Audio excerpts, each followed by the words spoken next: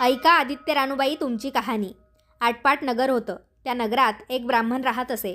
तो दुर्वा आणावयास रानात जात होता. तिथं नागकन्या देवकन्या वसा वसत होत्या. ब्राह्मणाने विचारले, काय ग बायांनो, काय वसा वसता तो मला सांगा. त्या म्हणाल्या, तुला रे वसा कशाला हवा? उतशील मातशील घेतला वसा टाकून देशील. हा म्हणाला, नाही नाही, तसे मी करणार नाही. उतत नाही मातत नाही, घेतला वसा टाकत नाही. काय वसा तो मला सांगा. तेव्हा त्या म्हणाल्या, पौष मास येईल, पहिल्या आदितवारी मुकाट्यानं उठावं, सचिळ स्नान करावं, अग्रोदक पाणी आणावं, विड्याच्या पानांवर रक्तचंदनाची आदित्य रानूबाई काढावी, 6 रेघांचं मंडळ करावं, 6 सुतांचा तातू करावा, त्याला 6 गाठी द्याव्या, पानांचा विडा, फुलांचा झेला, दशांगांचा धूप, गुळ खोबऱ्याचा नैवेद्य दाखवावा, 6 मास चळावी, 6 मास पाळावी, माघी रथसप्तमीस पूर्ण करावं. कसं करावं? बोटव्याची खीर, गुळाच्या पोळ्या, लोणकडं तूप, मेहून जेवू सांगावं. असेल तर साडी चोळी, नसेल तर जोड गळसरी द्यावी, नसेल तर 2 पैसे दक्षिणा द्यावी आणि व्रताचं उद्यापन करावं. ब्राह्मणाने वसा पूर्ण केला. त्याला सूर्यनारायण प्रसन्न झाला. भाग्यलक्ष्मी आली. तेव्हा राजाच्या राणीने ब्राह्मणास बोलावू धाडलं. ब्राह्मण जातेवेळी भिवू लागला, कापू लागला. राणी म्हणाली, भिवू नका, कापू नका, तुमच्या मुली आमच्या घरी द्या. ब्राह्मण म्हणाला, आमच्या मुली गरिबाच्या, तुमच्या घरी कशा द्याव्या? दासी कराल, बटकी कराल? नाही, तसं करणार नाही. राजाची राणी करू, प्रधानाची करू. मार्गशीर्ष महिना आला. ब्राह्मणाने मुलींची लग्न करून दिली. एक राजाच्या घरी तर दुसरी प्रधानाच्या घरी. ब्राह्मण 12 वर्षांनी मुलींच्या समाचारास निघाला. राजाच्या घरी गेला. लेकीनं पाट दिला. पाय धुवायला पाणी दिलं. बाबा बाबा, गुळ खा, पाणी प्या. गुळ खात नाही, पाणी पित नाही. आधी माझी कहाणी करायची आहे, ती तू ऐक. ती म्हणाली, तुमची कहाणी ऐकायला मला वेळ नाही. आज राजा पारधीला जाणार आहे. त्यांना जेवायला उशीर होईल. हे ऐकून त्याच्या मनात राग आला. तो तेथून निघाला. तो प्रधानाच्या घरी गेला. तसेच तिनेही बसायला पाट दिला. पाय धुवायला पाणी दिलं. बाबा बाबा, गुळ खा, पाणी प्या. गुळ खात नाही, पाणी पित नाही. आधी माझी कहाणी करायची आहे, ती तू ऐक. तुमची कहाणी नको ऐकू तर कुणाची ऐकू? घरात गेली. उतरंडीची 6 मोती आपली 3 आपण घेतली. 3 बापांच्या हातात दिली. त्याने मनोभावे कहाणी सांगितली. लेकीनं ती चित्तभावे ऐकली. नंतर जेवून खाऊन बाप आपल्या घरी आला. बायकोनं विचारलं, मुलींचा समाचार कसा आहे? त्यानं उत्तर दिलं, जिने कहाणी ऐकली नाही ती दारिद्र्याने भिडली आहे आणि दुःखाने गांजली आहे. राजा मुलखावर निघून गेला. जिने कहाणी ऐकली ती भाग्याने नांदत आहे. इकडे जी दरिद्री झाली होती तिने आपल्या लेकाला सांगितले, मावशी आनंदात आहे, तिकडे जाऊन तिने काही दिले तर घेऊन ये. पहिल्या आदितवारी पहिला मुलगा गेला. तळ्याच्या पाळी उभा राहिला. अगं अगं दासींनो, तुम्ही दासी कोणाच्या? आम्ही दासी प्रधानाच्या. प्रधानाच्या राणीला जाऊन सांगा की तुमच्या बहिणीचा मुलगा आलेला आहे. दासींनी जाऊन सांगितलं, तुमच्या बहिणीचा मुलगा आलेला आहे, फाटके नेसला आहे, तुटके पांघरला आहे, तळ्याच्या पाळीला उभा आहे, परसदाराने घेऊन या. परसदाराने घेऊन आल्या. न्हाऊ माखू घातला, पितांबर नेसायला दिलं, जेऊ खाऊ घातलं, कोहळा पोखरला, होन मोहरा भरल्या, जाताना कुठं ठेवू नको, विसरू नको, जपून घेऊन जा. तो वाटेने जाऊ लागला. तो सूर्यनारायण माळ्याच्या रूपानं आला. हातीचा कोहळा काढून नेला. घरी गेला. आईने विचारले, काय रे बाबा, मावशीने काय दिले? दैव दिलं, कर्मानं नेलं. मावशीनं दिलं होतं पण ते सर्व गेलं. पुढे दुसऱ्या आदितवारी दुसरा मुलगा गेला. तळ्याच्या पाळी उभा राहिला. प्रधानाच्या दासीकडून प्रधानाच्या राणीला निरोप पाठवला. प्रधानाच्या राणीने त्याला घरी घेऊन नाऊ माखू घातलं, जेऊ खाऊ घातलं, काठी पोखरून होन मोहरांनी भरून दिली. बाबा कुठे ठेवू नको, विसरू नको, जपून घरी घेऊन जा असं सांगितलं. वाटेत सूर्यनारायण गुराख्याच्या रूपाने आला. हातची काठी काढून नेली. घरी गेला. झालेली गोष्ट आईला सांगितली. दैवानं दिलं पण सर्व कर्मानं नेलं. पुढे तिसऱ्या आदितवारी तिसरा मुलगा गेला. त्याला पहिल्यासारखं घरी नेऊन न्हाऊ माखू घालून नारळ ठेवून पोखरून होन मोहरांनी भरून दिला. जाताना विहिरीच्या काठी नारळ ठेवून तो पाणी प्यावयास विहिरीत उतरला. तो नारळ गडगडत विहिरीत पडला. मुलगा घरी गेला. आई ग, मावशीनं दिलं पण दैवानं ते सर्व बुडवलं. चौथ्या आदितवारी चौथा मुलगा गेला. त्याला पण पहिल्यासारखं न्हाऊ माखू जेऊ खाऊ घातलं, दह्याची शिदोरी होन मोहरा घालून बरोबर दिली. सूर्यनारायण घारीच्या रूपाने आला. हातची शिदोरी घेऊन गेला. तेव्हा तो घरी गेला. आईनं विचारलं, मावशीनं काय दिलं? आई ग, मावशीनं दिलं पण दैवानं ते सर्व नेलं.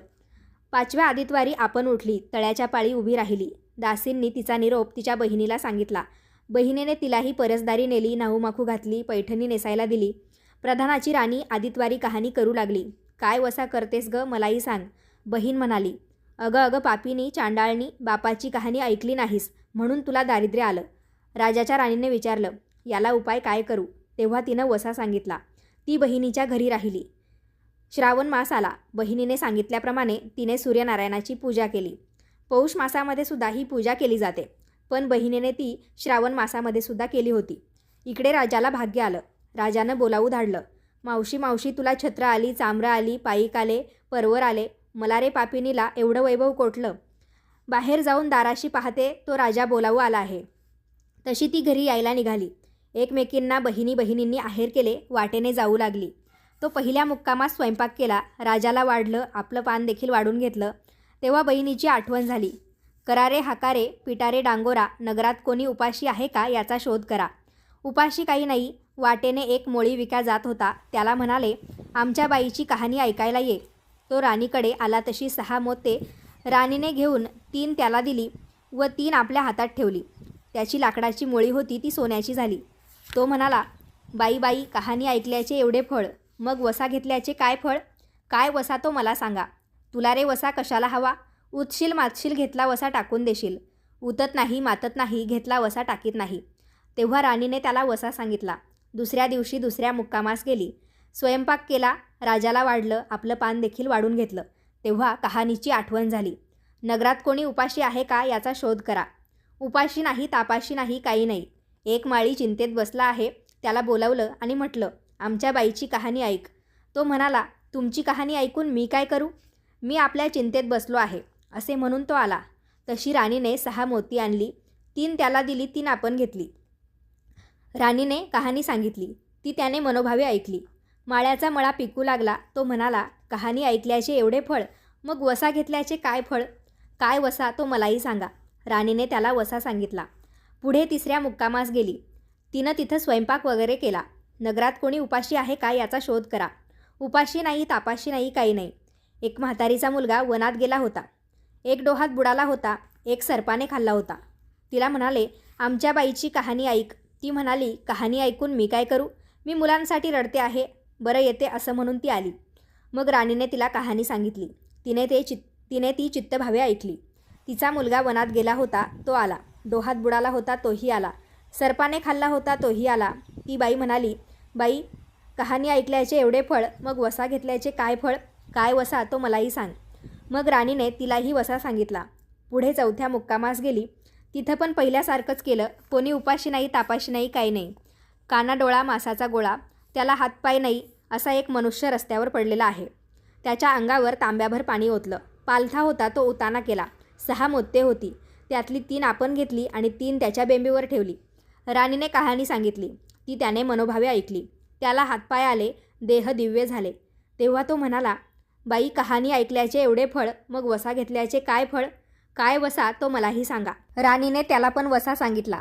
5व्या मुक्कामास घरी आले. स्वयंपाक केला. षड्रस पक्वान्न जेवायला केली. सूर्यनारायण जेवायला आले. भोजनास बसले. त्यांना पहिल्या घासाला केस लागला. ते म्हणाले, अगं अगं, कोण्या पापिनीचा केस आहे? राजाच्या राणीला 12 वर्ष दारिद्र्य आलं होतं. तिने आदितवारी वळचणीखाली बसून केस विंचरले होते. काळचवाळं डोईचा केस, वळचणीची काडी, डाव्या खांद्यावरून वेशी बाहेर टाकून दे. राजाच्या राणीला सूर्यनारायणाचा कोप झाला तसा कोणाला होऊ नये. ब्राह्मण, मोळीविक्या, म्हातारीला इत्यादींना जसा सूर्यनारायण प्रसन्न झाला तसा तुम्हाला आम्हाला हो. ही 60 उत्तरांची कहाणी 5 उत्तरी सुफळ संपूर्ण. मंडळी, तुम्हाला आदित्य रानूबाईची कथा कशी वाटली मला कमेंट्स करून नक्की कळवा. आवडली असेल तर लाईक करा, जास्तीत जास्त लोकांना पाठवा आणि याच पद्धतीचे नवनवीन माहितीचे धार्मिक आध्यात्मिक व्हिडिओ पाहण्यासाठी आजच आपल्या दिल्लीकर मराठी या यूट्यूब वाहिनीला सबस्क्राईब करा. भेटूयात पुढच्याच नवीन व्हिडिओमध्ये. तोपर्यंत सर्वांनी काळजी घ्या.